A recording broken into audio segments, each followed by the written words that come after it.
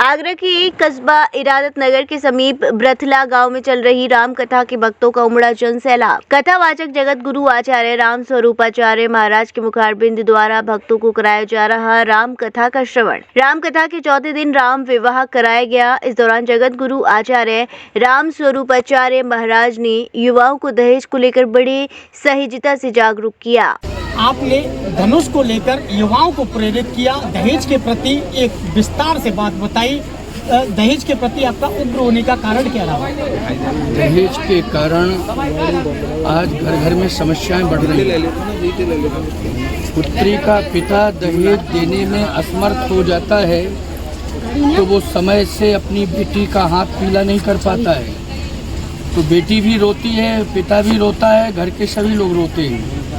और दहेज को देकर के जो भी पिता अपनी पुत्री की विदा करता है तो वो पुत्री दहेज को लेकर के जाती है, इसके बाद भी ससुराल में सुखी नहीं रह पाती है। इसका मूल कारण ये है कि दहेज लेने वाले लोग दानव होते हैं, इंसान नहीं होते हैं, देवता नहीं होते हैं, वो दानव ही होते हैं। चाहे जितना दहेज दे दो लेकिन दानवों के यहाँ कोई सुखी नहीं रह सकता है। इसलिए दहेज रूपी दानों का मैं विरोध करता हूँ और बिना दहेज की शादियाँ होनी चाहिए।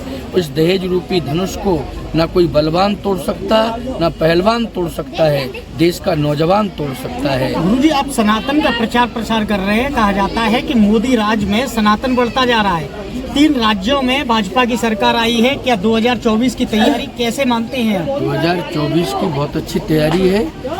मोदी जी ही प्रधानमंत्री बनेंगे और जब वो प्रधानमंत्री बन जाएंगे तो मुझे पूरा विश्वास है कि जो भी और समस्याएं रह गई हैं, जैसे ऐतिहासिक मुद्दों पर उन्होंने बहुत अच्छे डिसीजन दिए हैं। 370 धारा को उन्होंने खत्म किया। राम जन्मभूमि पर दिव्य मंदिर निर्माण में उनकी अहम भूमिका रही।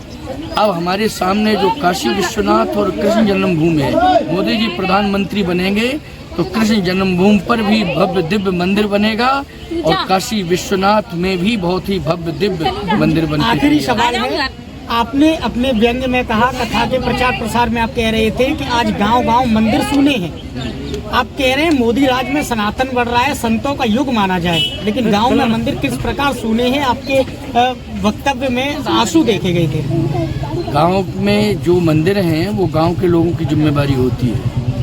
सरकार कितने स्तर पर सहयोग कर सकती है ये तो समय बताएगा, लेकिन पहला दायित्व है कि गांव के लोगों ने मंदिर बनवाए हैं तो हम लोग जैसे अपने घर परिवार को सजाते हैं, घर को बनवाते हैं, वैसे ही हमें गांव के मंदिर को भी सामूहिक रूप से सहयोग करके बनवाना चाहिए।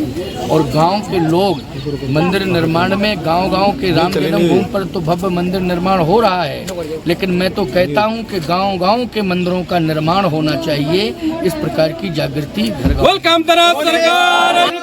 वधू वेडिंग प्लाजा जो आपके लिए लाया है बेहतरीन डिजाइन के कलेक्शन, जहां आपको मिलेंगे डिजाइनर लहंगे, साड़ियां एंड वेस्टर्न आउटफिट्स जैसे पार्टी वेयर साड़ियां एंड ड्रेसेस, कोलकाता की मशहूर डिजाइनर साड़ियां, बनारस की मशहूर बनारसी साड़ियां अब आपके लिए मथुरा में ही उपलब्ध हैं।